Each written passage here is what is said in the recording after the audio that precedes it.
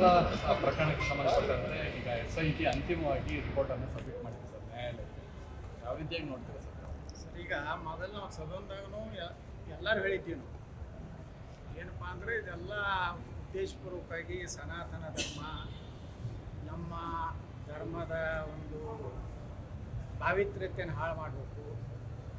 ಧರ್ಮಸ್ಥಳದ ಒಂದು ಏನು ಜನರಲ್ಲಿ ವಿಶ್ವಾಸ ಇದೆ, ಆ ವಿಶ್ವಾಸಕ್ಕೆ ಒಂದು ರೀತಿ ಇದು ಅಂಧ ಅಭಿಮಾನ, ಇಲ್ಲಿ ಯಾವುದೇ ರೀತಿ ಧರ್ಮಸ್ಥಳದ ನ್ಯಾಯ ಅನ್ನುವಂಥದ್ದು ಇಲ್ಲ, ಏನೇನೋ ಒಂದು ಅಪಪ್ರಚಾರ ಮಾಡಿ ಕೆಲವೊಂದು ಎಡಚರರು ಮತ್ತು ನಾನು ಹೇಳ್ಬೇಕಂದ್ರೆ ಪಾಕಿಸ್ತಾನದ ಏಜೆಂಟ್ರು ಏನೋ ಮತಾಂಧ್ರ ಏನದಾರಲ್ಲ ಅವ್ರು ಕೂಡಿ ಯೂಟ್ಯೂಬ್ನಲ್ಲಿ ಅಂಥರಲ್ಲಿ ಇಂಥಲ್ಲಿ ಸಾಕಷ್ಟು ಅಪಪ್ರಚಾರ ಮಾಡಿ ಇವತ್ತು ಒಂದು ಹಂತಕ್ಕೆ ಬಂದಿದೆ. ಏನು ತಮ್ಮ ಹೇಳ್ದಂಗೆ ಸುಮಾರು 7,500 ಪುಟದ ವರದಿಯನ್ನು ಕೊಟ್ಟಿದ್ದಾರೆ. ಸತ್ಯನೇ ಆಗೋದು.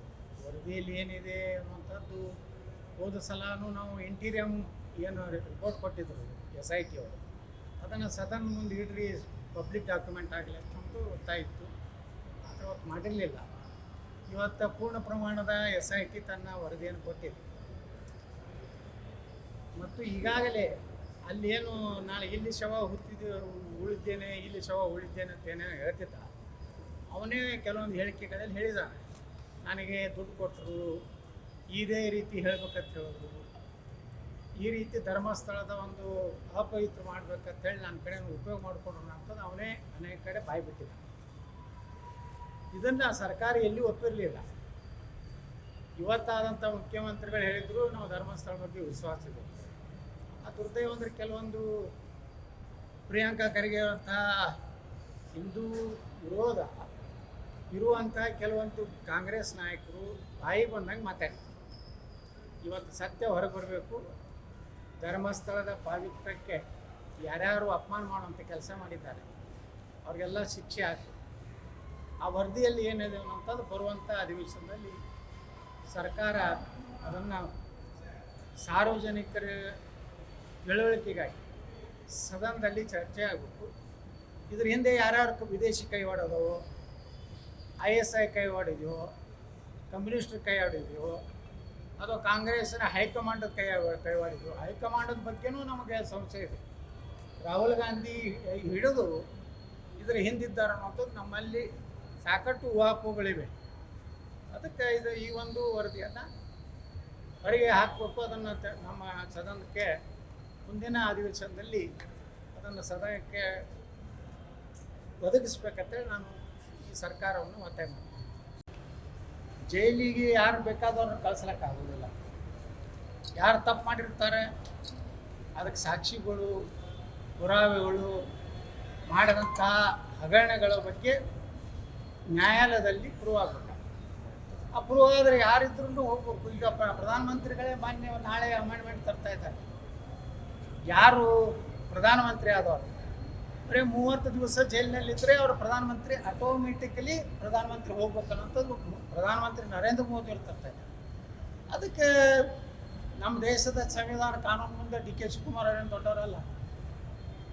ಜೈಲಿಗೆ ಹೋಗ್ಬೋದು ಬರ್ತಂದ್ರೆ ಹೋಗ್ಬೋದು, ಕಾನೂನಿನ ಇದರಲ್ಲಿ ಉಳಿಬೋದು. ಯಾಕಂದ್ರೆ ಅವರಿಂದ ಭಾಳ ಬುದ್ಧಿವಂತ, ಅತ್ಯಂತ ಈ ದೇಶದಲ್ಲಿ ಕಂಡೇರಿದಂಥ ನ್ಯಾಯವಾದಿಗಳು ಇರೋದ್ರಿಂದ ಅವ್ರು ರಕ್ಷಣೆ ಮಾಡ್ಬೋದು ಅಂತ ಅನ್ನಿಸ್ತದೆ. ಆ ಥರ ಅವ್ರಿಗೇನೋ ಸೂಚನೆ ಇದೆಯಾ ಸರ್? ಸೂಚನೆ ನೋಡ್ರಿ, ಈಗ ನನಗೆ ಏನೋ ನಾ ಮಾಡಿದ್ದು ತಪ್ಪಿತ್ತಂದ್ರೆ ಸ್ವಲ್ಪ ನನಗೂ ಭಯ ಇದ್ದೇ ಇರ್ತದೆ. ಅವ್ರ ವಕೀಲರು ಹೇಳಿರ್ತಾರೆ ಇದರಲ್ಲಿ ನಾನು ಭಾಳ ಏನು ಮಾಡ್ಲಿಕ್ಕೆ ಆಗೋದಿಲ್ಲ, ಇದು ಭಾಳಷ್ಟು ನಿಮ್ಮ ಬಗ್ಗೆ ಸಾಕ್ಷಿ ಅದ ಏನಾರಿ ಅವ್ರ ವಕೀಲರು ಹೇಳಿರ್ಬೋದು. ಕುಮಾರಸ್ವಾಮಿ ಅವ್ರು ಹೇಳ್ಯಾರ ಹೇಳೋದಿಲ್ಲ. ಕುಮಾರಸ್ವಾಮಿ ಅವರ ನ್ಯಾಯವಾದಿಗಳಲ್ಲ, ಪಾಪ ಅವರು ವಿರೋಧ ಪಕ್ಷದ ಅವ್ರಿಗೆ ಅವ್ರು ಟೀಕೆ ಮಾಡ್ತಾರೆ, ಅವ್ರಿಗೆ ಟೀಕೆ ಮಾಡ್ತಾರೆ. ಕುಮಾರಸ್ವಾಮಿ ಅವರ ಪ್ರಯತ್ನ ಮಾಡ್ತಿದ್ದಾರೆ ಅಂತ ಅವ್ರನ್ನ ಜೈಲಿಗೆ ಕಳ್ಸೋದಕ್ಕೆ. ನೋಡ್ರಿ, ಯಾರು ಪ್ರಯತ್ನ ಮಾಡಿದ್ರೆ ಈಗ ನನಗೂ ಪ್ರಯತ್ನ ಎಷ್ಟು ಮಾಡ್ತಾರೆ. ನಮ್ಮ ಕಾಂಗ್ರೆಸ್ನವರು BJPಯ ವಿಜೇಂದ್ರ ಕೂಡಿ ಜಾಯಿಂಟ್ ಪಾರ್ಲಿಮೆಂಟ್ರಿ ಕಮಿಟಿ ಅಂತ ಕರೀತಾರೆ, JPC ಅಂತ. ಹಂಗೆ ಜಂಟಿ ಭಾರತೀಯ ಜನತಾ ಪಾರ್ಟಿ ಕಾಂಗ್ರೆಸ್ ಕೂಡಿ ನಾನೊಂದು ಜೈಲಿಗೆ ಹಾಕ್ಬೇಕಂತ ಪ್ರಯತ್ನ ಮಾಡ್ತಾರೆ. ಆದ್ರೆ ನಾವು ಒಳಗೆ ಹೋಗೇ ಇಲ್ಲ. ಮತ್ತು ಕೆಲವೊಂದು TV ಒಳಗೆ ಹೊಡೆದೇ ಹೊಡಿತಾರೆ. ಯತ್ನಾಳಿಗೆ ವಾರಂಟ್ ಇಶ್ಯೂ, ಶೀಘ್ರದಲ್ಲೇ ಜೈಲಿಗೆ ಹೊಡಿತಾರೆ. ಮತ್ತು ಹೊರಗೆ ನಾನು ಕೊಟ್ಬಿಟ್ಟು ಅಡ್ಡಾಡಿ ಹಂಗೆ ಎಲ್ಲರೂ ಜೈಲಿಗೆ ಹಾಕ್ಲಿಕ್ಕೆ ಆಗೋದಿಲ್ಲ. ಪಾಪ ಡಿ ಕೆ ಶಿವಕುಮಾರ್ ಅವ್ರಿಗೆ ಜೈಲಿಗೆ ಹೋಗೋದು ಅಂದ್ರೆ ನಮ್ಮ ಯಡಿಯೂರಪ್ಪನವ್ರಿಗೆ ಭಯಂಕರ ನೋವು ಆಗ್ತದೆ. ಹಿಂದೆ ಒಮ್ಮೆ ಹೇಳ್ಯಾರ, ಅವ್ರಿಗೆ ಆದಷ್ಟು ನೋವು ಬಹುಶಃ ಅವ್ರ ಮನ್ಯಾಗ ಆಗಿರ್ಲಿಕ್ಕಿಲ್ಲ ಅಂತ ಅವ್ರು ಹೋಗಿದ್ರಲ್ಲ ನಡ್ಬರಕ್ಕ. ಯಾವ್ದ್ರ ಅದು ಏನು ಮೇಕೆದಾಟು ಸಲ ಹೋಗಿದ್ರಲ್ಲ ಜೈಲಿಗೆ, ಅದ ಅನ್ನೋದಿಲ್ಲಪ್ಪ ಮೇಕೆದಾಟು. ಅವ್ರು ಮನಿ ಲ್ಯಾಂಡ್ ಮಾಡೋ ಪೈಕಿ ಅಲ್ಲ ಅವರು. ಅವಾಗ ಹೆಚ್ಚು ನೋವು ಈ ಕರ್ನಾಟಕದಾಗ ಯಾರಿಗಾರ ಆಗಿದ್ದರೆ ಅವತ್ತಿನ ಮುಖ್ಯಮಂತ್ರಿ ಯಡಿಯೂರಪ್ಪ. ಈಗೇನಾರು ನೋವು ಆದ್ರೆ ಮತ್ತೆ ವಿಜಯೇಂದ್ರಗೆ ನೋವು ಆಗ್ತದೆ, ನಮಗೇನು ಆಗೋದು. ಯಾರು ಜೈಲಿಗೆ ಹೋದ್ರೆ ನಮ್ಗೇನು ನೋವು ಆಗೋದು, ನಾವು ಜೈಲಿಗೆ ಹೋದ್ರೆ ನಮ್ಗೆ ನೋವು ಆಗೋದು. ಯಾಕಂದ್ರೆ ನಾನು ಅಂತ ಅಪೇಡ್ ಮಾಡಿಲ್ಲ. ಕುಮಾರಸ್ವಾಮಿ ಯಾಕೆ ಮಾಡ್ತಾರೆ ಹೇಳ್ರು?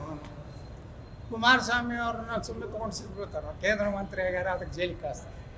ಹಂಗೆ ಕೇಳಿ ನೋಡ್ರಿ, ಕೆಲವೊಂದು ಇಡೀ ನಮ್ಮ ಕೈಯಾಗಿಲ್ಲ, ಸರ್ಕಾರಕ್ಕೆ ಕೇಂದ್ರ ಸರ್ಕಾರ ಕೈಯಾಗಿಲ್ಲ, ಇನ್ಕಮ್ ಟ್ಯಾಕ್ಸ್ ನಮ್ಮ ಕೈಯಾಗಿಲ್ಲ. ಅದು ಸ್ವಾಯತ್ತತೆ ಸಂಸ್ಥೆ ಅದು, ಅವರು ಯಾರು ಜೈಲಿಗೆ ಕಳಿಸ್ಬೇಕು, ಯಾರನ್ನು ಹೋಗ್ತಾವೆ. ಈ ಕೆಲವೊಂದು ದಿವಸ ಬಿಟ್ಟಿರ್ತಾರೋ ಅಡ್ಡಾಡ್ಲತ್ತ, ಯಾವ ಅವಶ್ಯಕತೆ ಇದ್ರೂ ಕಳಿಸ್ಬೋದು. ಅದಕ್ಕೇನೆ ಇವತ್ತು ನೋಡ್ರಿ KPSCಯಲ್ಲಿ ಅದರ ಅಧ್ಯಕ್ಷ ಕೆಟ್ಟು ನಾವು ಮಾನ ಮರ್ಯಾದೆಯನ್ನು ಆಚಕರಿ ಇವ್ರಿಗೆ ಐತೆ ಇಲ್ಲ. ಯಾಕಂದ್ರೆ KPSC ಅಧ್ಯಕ್ಷ ಆಗ್ಬೇಕಂದ್ರೆ ಅವತ್ತೇ ಮುಖ್ಯಮಂತ್ರಿ ಯಾರಿದ್ರು ಸಾಕಷ್ಟು ದುಡ್ಡು ಕೊಟ್ಟೆ ಆಗ್ಯಾರ. ಇದ್ರಾಗೇನು ಸತ್ಯನೇ ಇದೆ. ತನ್ನ ಮಗಳನ್ನೇ KPSCಗೆ ಇವತ್ತು ಅಪಾಯಿಂಟ್ಮೆಂಟ್ ಮಾಡ್ತಾನೆ. ತನ್ನ ತಿಂಗಳ ಆದಾಯ ಎಷ್ಟೈತೆ ಬಂದು 40,000 ಐತೆ. ಆ KPSC ಚೇರ್ಮನ್ಗೆ ತಿಂಗಳಿಗೆ 2,25,000 ರೂಪಾಯಿ ಸಂಬಳ ಬತ್ತೆ ಐತಿ. ಒಬ್ಬ KPSC ಚೇರ್ಮನ್ ಆದ 40,000 ರೂಪಾಯಿ ಡಿಕ್ಲರೇಷನ್ ಮಾಡ್ಕೊತಾರೆ. ಇವ್ರನ್ನ ಜೈಲಿಗೆ ಹಾಕ್ಬೇಕು, ಏನೋ ಅವ್ರನ್ನ ಸ್ಟೇ ಕೊಟ್ಟು ಇಲ್ಲೇ ಏನೋ ಚೇರ್ಮನ್ ಮುಂದುವರ್ಸ್ಬೇಕು. ನಮ್ಮ ರಾಜ್ಯಪಾಲರು ಒಳ್ಳೆ ನಿರ್ಣಯ ಮಾಡ್ಯಾರ, ಅವ್ರನ್ನ ಏನು ಮಾಡ್ಯಾರ, ಸಸ್ಪೆಂಡ್ ಮಾಡ್ಯಾರ. ಆದ್ರೆ ಅವರೇನೋ ಕಾನೂನಿನ ಒಂದು ಚೌಕಟ್ಟಿನಲ್ಲಿ ಬೇಲ್ ತೊಗೊಬೇಕಂತ ಮತ್ತೆ ಹೋಗಿ ಅಲ್ಲಿ, ಯಾಕಂದ್ರೆ ಮೊದಲು KPSC ಬಗ್ಗೆ ನಮ್ದು ಒಳ್ಳೆಯ ಅಭಿಪ್ರಾಯ ಇಲ್ಲೇ ಇಲ್ಲ. KPSC ಚೇರ್ಮನ್ ಆಗ್ಬೇಕಾದ್ರೆ ಇಟ್ಟು ರೊಕ್ಕ ಕೊಟ್ಟಿರ್ತಾರೆ, ಅದ್ರ ಮೆಂಬರ್ ಆಗ್ಬೇಕಾದ್ರೆ ಇಟ್ಟು ರೊಕ್ಕ ಕೊಟ್ಟಿರ್ತಾರೆ.